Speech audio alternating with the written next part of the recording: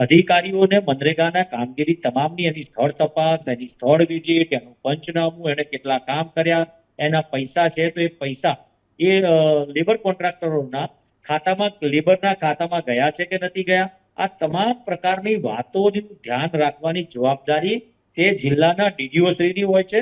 પછી એ વાત એવી છે કે રક્ષક જ ભક્ષક બની જાય અને વાડ જ ચીબડા ગળે, એના જેવી આ વાત છે. કારણ કે અધિકારીઓ જ્યારે આંખ આડા કાન કરે ત્યારે જ આ વસ્તુ શક્ય બને. હું એનું હમણાં તાજું ઉદાહરણ આપું.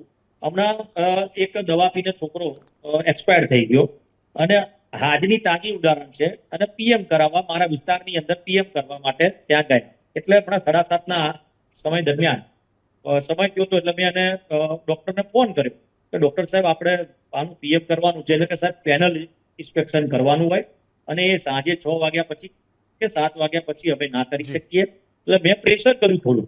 એટલે એને એવું કીધું કે સાહેબ મારી નોકરીની તકલીફ પડે એવું આપ ના કરો. મેં કીધું જો આપને ઇફેક્ટ થતી હોય તો આ કામ ના થાય અને તમને યોગ્ય લાગે પણ તમે એ લોકોને સમજાવી દેજો.